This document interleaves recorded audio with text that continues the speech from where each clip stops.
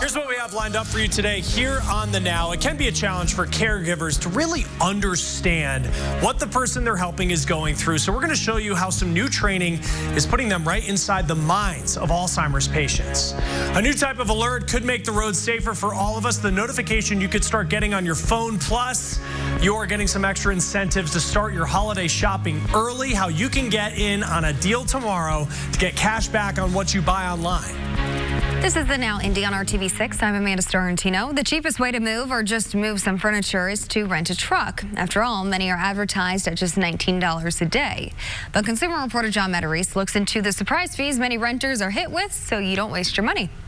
Ever rent a U-Haul truck, or are you thinking of renting one soon? Well, those low rates lure millions of renters. But as one man found out, hidden fees can really add up.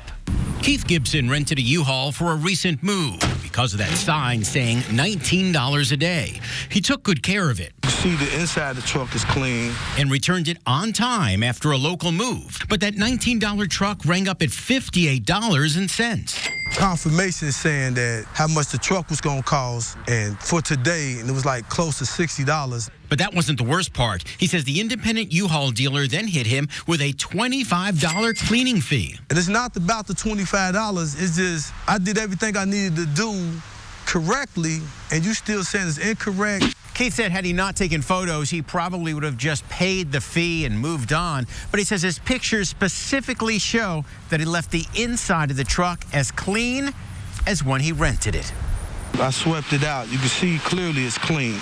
And you cleaned the back of that truck out? I said I didn't have to sweep it out. I swept it out anyway just because I wouldn't want no problems. No one was in when we stopped by the dealer, but a manager told us later by phone the cargo area was left dusty and required a cleaning. The website truthandadvertising.org says a $19 U-Haul truck can often cost triple that fee as a result of mileage fees, damage protection, environmental fees, and a cleaning fee, often ranging from $25 to $50. I said, you got to be kidding me. A U-Haul spokesman confirms the cleaning charge, saying if additional time and efforts required to prepare the equipment for the next customer, a $25 fee may be assessed. Bottom line, don't show up with just a $20 bill for a $19 truck so you don't waste your money. Working for you, I'm John Matarese for RTV6. More than 8 tons of unwanted medications won't get into the hands of children, the wrong people, or pollute our water. State police say that's how many prescription drugs were collected in Indiana during the 18th nationwide drug take-back day on October 26th. 88 sites across the state partnered with the Drug Enforcement Administration to collect unused medication. The event is an effort to prevent prescription drug abuse and theft through proper disposal of these unwanted and unused drugs. Kyle. All right, let's take you to IU and Bloomington there, where you are pretty much socked in the clouds at this point, and one of the locations that has a better chance of seeing a few very light rain showers over the next few hours, with temperatures that are around 50 degrees for you. Columbus, Bloomington, 51 degrees in Martinsville, a little bit warmer as we get into Lafayette at 53, where you still have had a little more sunshine today, and you can see that on the satellite and radar. We get toward Indianapolis and south, and there's where all the cloud cover is, and better chances for rain moving in around Bloomfield towards Sullivan, and also going to continue to stream toward the east. But we'll see these showers building to the north as we go through this evening. We look way to the north, and we do find some snow showers from portions of Michigan back into Iowa and Wisconsin. And that's also where the front is and where we find some much colder air. Temperatures in the 20s and 30s. And we're going to see some of that moving our direction here. That may provide us with a brief mix of some rain and snow showers tomorrow. The best chances, though, are going to be south and east of Indianapolis, and that cold air largely is going to arrive behind the precipitation tomorrow, so a few chilly showers, but at this point doesn't look like we're going to have any issues on the roadways. This evening, though, if you're heading off to the Pacers game, take along that umbrella with some showers moving in. Chris? Let's start the Now News feed. House Democrats have scheduled the first public hearings in the impeachment inquiry for a week from today. 3 key witnesses will testify about the president's conversations with Ukraine. There's more concern about Boeing's operations. A former engineer now suing the company. He says Boeing stonewalled his complaint about faulty emergency oxygen bottles on a plane back in 2016. Boeing is denying this. Meanwhile, Irish airline Ryanair found cracks in its Boeing 737 777s. Now, the airline says it was in a small number of its oldest planes, and Boeing has fixed the issue. Doctors are using gene editing to fight cancer. There's a tool they're using for this, and 3 patients have had this procedure. They seem to be doing well, but it's too soon to know if editing someone's genes will actually work in helping fight the disease. But we do have an update on the federal animal cruelty bill that we talked about a few weeks ago. It has passed both the House and the Senate. The Humane Society's Legislative Fund's president saying that she's confident it'll be signed into law. The PACT Act, which stands for Preventing Animal Cruelty and Torture, it makes prosecuting those accused of the most heinous crimes against animals easier. Animal rights tend to be less of a divisive issue. There's also a wildlife whistleblower bill that's expected to make it to the president's desk soon. It would pay people for reporting poaching worldwide. Now, as for what's next on the table, federal legislation providing more protection for horses in racing. We've had 37 horses die on the racetrack in Santa Anita alone. We cannot continue down this pathway. We've got to ensure that the Horse Racing Integrity Act, a federal bill, actually becomes law. We've got to end same-day doping of horses in order to preserve any form of horse racing. Next week, another federal bill is expected to be introduced calling for an end to new animal testing within the cosmetics industry. Meanwhile, some animals are earning more rights. In Texas, voters overwhelmingly passing an amendment to make sure police dogs, horses, and other law enforcement animals are treated less like equipment and more like heroes after they retire. The new law ensures the animals can be adopted by their handlers at no cost. All right, let's get back to our lineup. We have a look at a type of alert that could make the roads safer for all of us. Think of a fire truck responding to an emergency and a driver getting an alert 15 to 20 seconds in advance so that they can make a safer and smarter driving decision. The push to make this technology available to everyone. Keller and Keller. This is the Now Indy on RTV6. You may have already started your holiday shopping, and here's a great place to keep it going. The annual Christmas gift and hobby show is going on at the Indiana State Fairgrounds right now. Over the next 5 days, you can come to the West Pavilion to see the largest holiday shopping event in Indiana. The show also comes with performances from local school choirs and dancers. And Merry Money is back, meaning if you register, you have the chance to win money to spend at the show. It's a sad truth that dozens of first responders die every year responding to crashes, and it often happens when the officers are on the side of the road and they're hit by another driver. 2 senators are proposing a new move-over law to require transportation systems to alert drivers about a crash on the side of the road. The Protecting Roadside First Responders Act would allow states to apply for money to pay for technology that goes into emergency vehicles. What it would do is alert drivers if they're coming up on an emergency responder's vehicle on the side of the road. The alerts would be sent via a small transponder in the vehicles. Advocates for highway and auto safety support this proposal, saying it would be a small change, but it could have a huge impact on safety. The bill has an essential requirement that advanced safety technologies such as automatic emergency braking and lane departure warnings, which right now are in high-end vehicles or in luxury models, to be in all new cars. Right now, only those who can afford those extra safety technologies are gaining the benefits of what they can offer. Some places already have this technology. They can alert drivers through their GPS apps on their phones. Makers of the devices that go into emergency vehicles say they need help from lawmakers to protect everyone. We're actually working with the manufacturers of fire trucks, ambulances, police cars, construction vehicles to try to get our technology embedded in all their new vehicles that are being manufactured. But from an aftermarket standpoint, we really could use some help at a state and a federal level to really push this type of safety into more hands. Now, if this bill is passed, it would require all federal fleet vehicles that are used for emergencies to get the technology installed within 5 years. All right, ahead in our lineup, there's new training putting caregivers right inside the minds of Alzheimer's patients. What I've heard is, I had no idea. I had no idea this is what it's like. Wow, how do people go through the day like that? We're getting a look at the technology giving people a better understanding. $500 you spend only at Ashley Home Store. Nearly 6 million Americans are living with Alzheimer's. Healthcare providers, they're looking for innovative ways to treat them. And there's a pilot program putting caregivers right inside the minds of Alzheimer's patients. Usher Qureshi shows us how it works. With a virtual reality headset and console, Amelia Williams is immersing herself into the mind of a fictional dementia patient named Beatrice. Mom, I told you to watch it.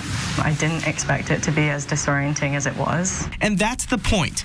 The program, created by Los Angeles-based Embodied Labs, provides a window into life for a person in the advanced stages of Alzheimer's. She just can't remember stuff that she does anymore, and yeah, it was really scary. Like, I can't even imagine. Excuse me, miss. Can I help you find something? The helplessness of becoming disoriented in a grocery store is simulated in one vignette. What did he say? Beatrice can't find the words to ask for help as food labels become unclear, and she forgets where she is. What does it feel like? That is the question I used to get all the time, and I still do. Dr. Neelam Agarwal is a cognitive neurologist at Rush University Medical Center. For the last year and a half, she's utilized the VR technology to train 35 medical students, transporting them into an alternate world. What I've heard is, I had no idea. I had no idea this is what it's like. Wow. How do people go through the day like that? I think for a lot of students, they realize that the way that they ask questions, the cadence at which they ask questions, can change if they realize that they're working with somebody who might have sensory and cognitive impairment. The training is also being piloted amongst family members, interns, and direct care staff in facilities with Alzheimer's and dementia patients. It creates an understanding and an empathy.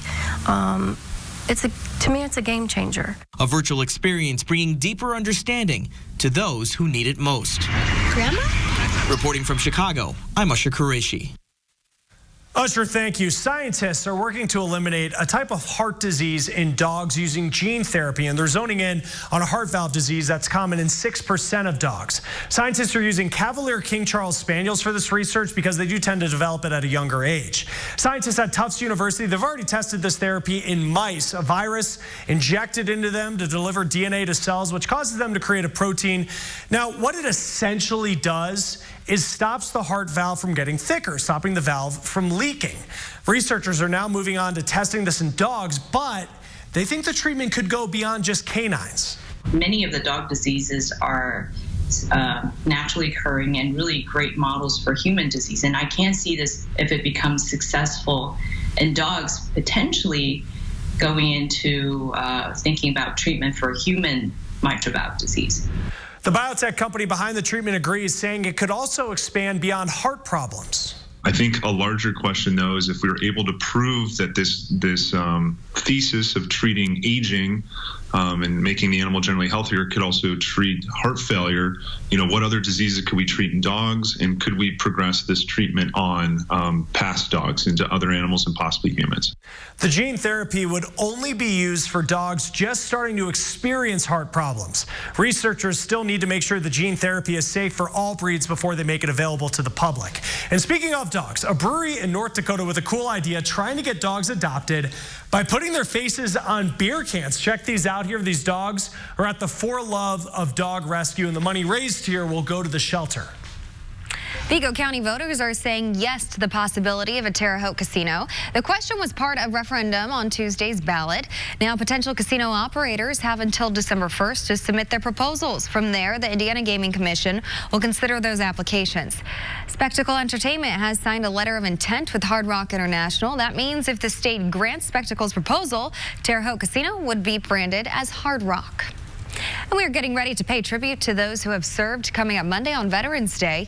Here in Indiana, that means the Department of Natural Resources is doing free admission for vets that day at places like you see here at White River State Park.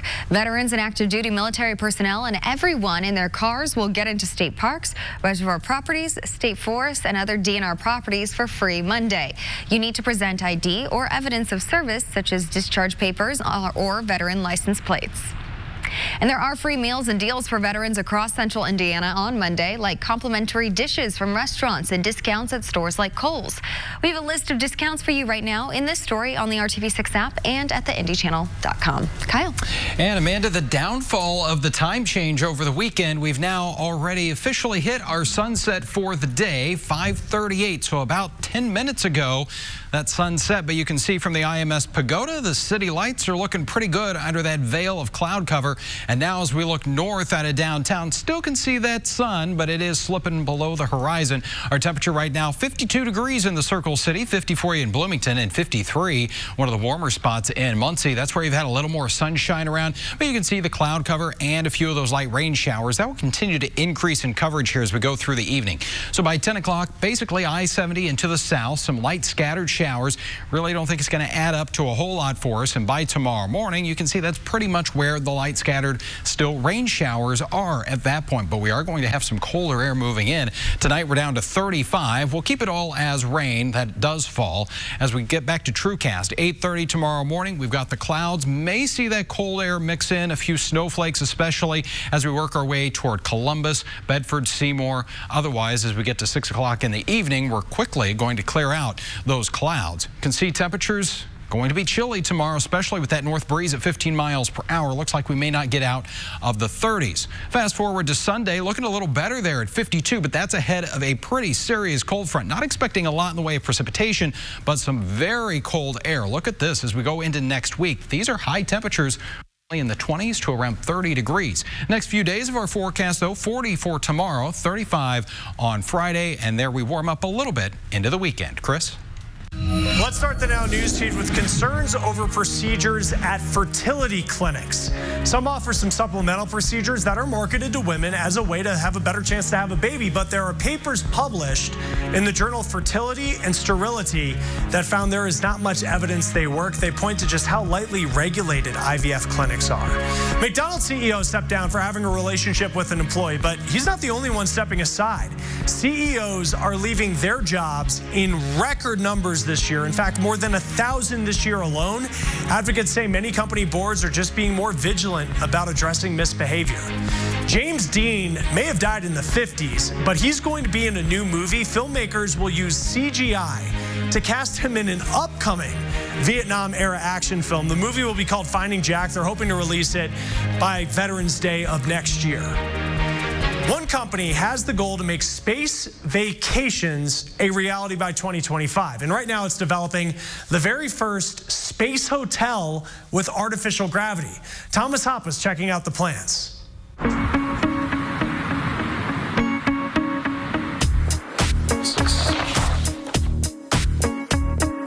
If you ever wanted to experience life beyond the Earth's atmosphere, you may be able to in 6 years. So the Von Braun Space Station is going to be the first commercial space station with artificial gravity. Tim Alatorre is a senior design architect with the Gateway Foundation, a private company designing what's called the Von Braun Space Station, which will basically be a space hotel for customers.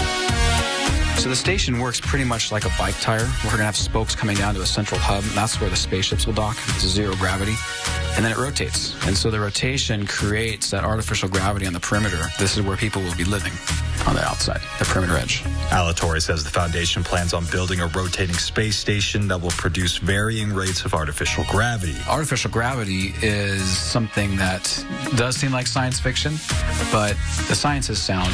But all of this depends on Elon Musk and SpaceX's launch system. SpaceX is developing the Super Heavy and the Starship platform. Our projections are showing that the price per ticket is going to be getting incrementally and potentially exponentially lower as time goes on, to where right now it might be cost prohibitive for most people, but in a few short years it's going to be just a commonplace thing that people do. As soon as Starship is ready to launch and is going orbital, we want to be one of their first customers and launching into orbit. So the Von Braun Space Station is going to be a big draw to people. We're going to have a hotel, restaurant, bar, gymnasium. The floors actually are curved, but it's more than that. The foundation says it's the first step to advancing beyond the atmosphere. But big picture, we're trying to build out a space industry. We want to have multiple stations in space, space tourism, going to the moon, going to Mars, going to other stations. And from just a humanity standpoint, having hundreds of people being able to go up to space and look back on Earth and just understand that we're all sharing this small little blue marble, I think that's going to have a profound impact on humankind. In Sacramento, I'm Thomas Hoppa reporting. It's definitely fun to think about. Thomas, thank you. And next in our lineup, retailers are upping the offers this year to get us to shop earlier for the holidays. The deal tomorrow offering cash back on what you buy online.